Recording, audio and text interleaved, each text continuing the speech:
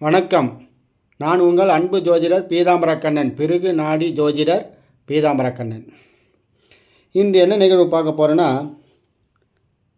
பார்த்தவுடன் பலன் எடுக்கும் அமைப்பு. இப்போ இந்த திரையில் தெரிகிற ஜாதகத்தை பாருங்களேன். கன்னியில் செவ்வாய் ராகு, விருச்சிகத்தில் சுக்கிரன், தனுசில் சூரியன் புதன் குரு, மீனத்தில் சந்திரன் சனி கேது. இப்படி இருக்கிற இந்த ஜாதகம்னு வச்சுங்களேன். இது ஒரு பெண்ணோட ஜாதகம். கால புருஷனுக்கு ஒரு ஜாதகத்தை எடுத்துன்னு வராங்க, பார்க்குறோம். அது பாகை கலையில் கணிச்சிருக்கா, எந்தெந்த கிரகம் எந்தெந்த நட்சத்திரத்தில் எந்தெந்த இடத்துல எந்தெந்த கிரக இணைவு இருக்குதுன்னு பார்க்குறோம். பார்க்கும் பொழுது கால புருஷனுக்கு 6, 8, 9, 12 1 2 3 4 கட்டத்தில் 12 கட்டத்தில் 4 கட்டத்தில் கிரகங்கள் அடங்கிடுது. ராகு கேதுக்கள் உள்பட கால புருஷனுக்கு 6ல் ராகு கேது சம்மந்தப்படுது. இந்த ஜாதகி ஏதோ ஒரு தருணத்தில் போராட்டமான வாழ்க்கை சாதனையை புரியக்கூடிய ஜாதகம்னு சொல்லிட்டு நம்ம எடுத்துக்கலாம். ஏன்னா கால புருஷனுக்கு 6ஆம் இடத்தில் ஒரு கிரகம் இருக்க அவர்கள் போராட்டத்தை மேற்கொண்டு வெற்றி வாய்ப்புகளை சூடக்கூடியவர். அடுத்ததாக காலபுருஷனுக்கு 8ல் சுக்கிரன். ஜாதகி என்றால் சுக்கிரன். அப்போ காலபுருஷனுக்கு 8ல் ஒரு கிரகம் இருக்குதுன்னா அவங்க அசிங்கம், அவமானம், போராட்டம், அதாவது போராட்டத்திலே கடுமையான போராட்டம், சாதாரண போராட்டம் கிடையாது, கடுமையான போராட்டத்தை மேற்கொண்டு வெற்றிகளை குவிப்பவர். இப்போ காலபுருஷனுக்கு 9ல் சூரியன் புதன் குரு. இந்த அமைப்பு எப்படிப்பட்ட அமைப்பை கொடுக்குதுன்னா, காலபுருஷனுக்கு 9ல் ஒரு கிரகம் இருக்குது. 9 என்றால் நான் யார், எப்படி ரமண மகரிஷி கேட்டாரோ நான் யாருன்றத, அந்த மாதிரி நான் யார் என்ற தத்துவத்தை, இந்த ஜீவனின் ஆத்மாவை, ஆன்ம பலனை அறியக்கூடியவர்னு அர்த்தம். அப்படி அறிவதற்கு அந்த ஜாதகருக்கு இந்த 9 கிரகங்களும் நல்ல ஒரு வெப்பத்தில் காய்ச்சி தான் பக்குவப்படுத்த முடியும். சாதாரண ஒரு ஆளுக்கு இன்பத்தில் துகிச்சிக்கிட்டு இருக்கிறவனை போயிட்டு பக்குவப்படுத்த முடியாது. இன்பம் கொஞ்சம் துன்பம் கொஞ்சம், இன்பம் கொஞ்சம் துன்பம் கொஞ்சம், நல்லா பழுக்க காசுறது, வெளியில் எடுக்கிறது, சாதாரண வெப்பநிலையில் வச்சுருக்கிறது.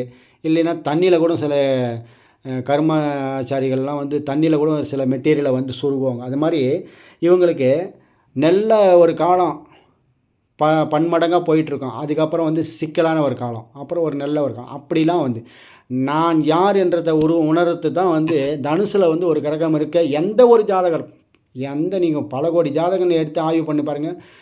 தனுசில் ஒரு கிரகம் இருக்கா, பாதி மனிதன் பாதி மிருகம். அது யாராக வேணாலும் இருந்துட்டு போட்டோம். சிஎம் பிஎம் உலகத்தை ஆளக்கூடிய இறைவனாகணும் அவதாரம் எடுத்துக்கிட்டும் இருக்கட்டும். தனுசில் ஒரு கிரகம் இருக்கா, அவன் பாதி மனிதன் பாதி மிருகம். அதில் எந்த டவுட்டுமே கிடையாது. அப்போ பாதி மிருகம் பாதி மனிதனா யார்? மனிதன் என்றது நல்ல குண அமைப்புகளை கொடுக்கும். மிருகம் என்றது அதுக்கு ஆப்பனண்ட் குணங்களை கொடுக்கும். ஒரு நேரத்தில் அப்படியும் ஒரு நேரத்தில் இப்படியும் இருக்கக்கூடிய அந்த குணம். அப்படி இருந்தால் தான் அவர் தன்னை உணர்றதுக்கு உண்டான சாத்தியக்கூறுகள் அமையும். அதனால்தான் அந்த 9ல் ஒரு கிரகம் இருக்க அப்படி ஒரு அமைப்பு வரும். அடுத்ததாக 12ல் 3 கிரகம், சனி சந்திரன் கேது. சொல்லவே தேவையில்லை. கால புருஷனுக்கு 12, அதனுடைய அமைப்பை கால புருஷனுக்கு 12ன்னா அதுக்கப்புறம் கிரகம் கிடையாது. அதுக்கப்புறம் புதுசாக மறுபடியும் பிறவி எடுத்தால் தான் மேஷம். அப்போ அதோட முற்று பெறுது. அப்போ இவங்க வினையின் முடிவை எந்த ஒரு விஷயத்திலையும் முடிவை கண்டுடுவாங்கன்னு அர்த்தம். அது இன்பமாக இருந்தாலும் முடிவை பார்ப்பாங்க, அது துன்பமாக இருந்தாலும் முடிவை பார்ப்பாங்க. ஆக மொத்தத்தில் வெற்றியின் களிப்பாக இருந்தாலும் அதனுடைய தீர்ப்பை பார்ப்பாங்க, தோல்வியின் களிப்பாக இருந்தாலும் அதனுடைய தீர்ப்பை பார்க்கக்கூடியவர்கள். மீனத்தில் ஒரு கிரகம் இருக்கா, அந்த கிரக ஜாதகர் ஏதோ ஒரு காலகட்டத்தில் ஏதோ ஒரு தன்மையில் உச்சத்தை தொடுவார்கள். அதுலேயும் ரேவதி நட்சத்திரம் 3-4 பாதங்களில் ஒரு கிரகம் இருக்க பிறந்தவர்கள் கண்டிப்பாக 100க்கு 200% ஒரு உச்சத்தை தொடக்கூடிய அமைப்பு இறைவனுடைய பிரபஞ்சத்தினுடைய அமைப்பு அது. ஏன்னா அந்த மாதிரி அமைப்பு. இப்போ இவங்க சனி பகவான் உத்திரட்டாதி நட்சத்திரம் 2ஆம் பாதம், சந்திரன் உத்திரட்டாதி நட்சத்திரம் 2ஆம் பாதம், கேது உத்திரட்டாதி நட்சத்திரம் 3ஆம் பாதம். உத்திரட்டாதி ஒரு நட்சத்திரம் என்றாலே அது சனி கிரகத்தினுடைய நட்சத்திரம்.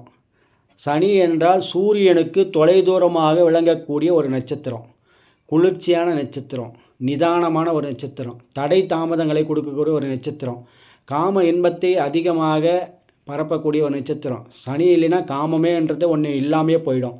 ஏன்னா அனைத்து விதமான இடுப்புக்கு கீழே இருக்கிற ஜாயின்ஸ் மூட்டுகள் அனைத்தும் சனி பகவானுக்கு தான் காரத்துவம் தான் கொடுத்துருக்காங்க.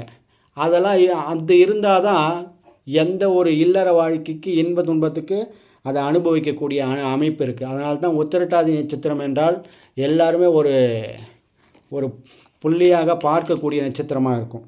அப்படி ஒரு ஜாதகத்தை அப்படி ஓப்பன் பண்ணி பார்த்தா 6, 8, 9, 12 இந்த ஜாதகர் எப்படி இருப்பார்ன்றத பெருமறியாக ஒரு மேலோட்டமான கருத்தே இந்த அளவுக்கு இருக்குது. இன்னும் இந்த ஜாதகத்தை உள்ளவே போகலை, இன்னும் ஜாதகத்தின் உள்ளே போகலை.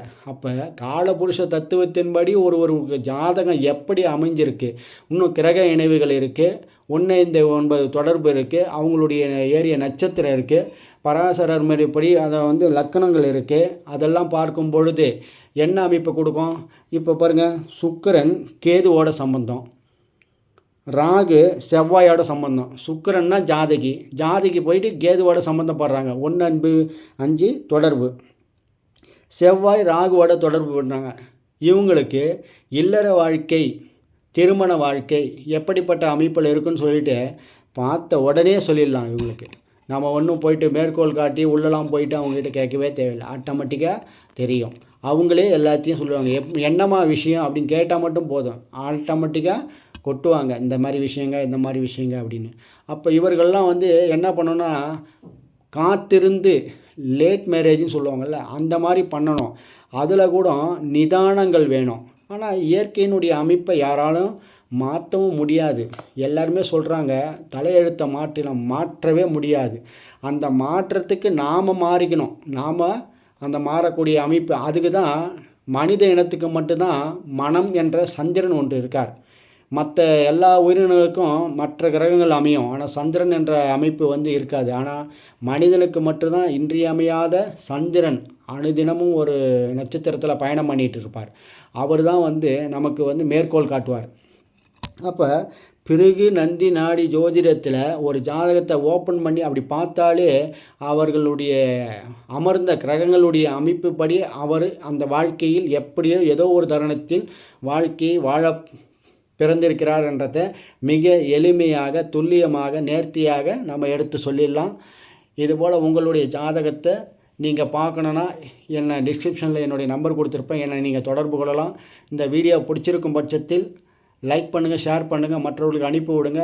நமது நேயர்கள் ஆற்றில் ஓடும் நீரோடை போல பிரபஞ்சத்திற்கு நற்காரியங்கள் செய்து நற்பலன்களை பெற்று இறைவனுடைய ஆசையை பெற்று வாழுங்கள். மீண்டும் ஒரு ஜாதக ஆய்வோடு சந்திக்கலாம். நன்றி, வணக்கம்.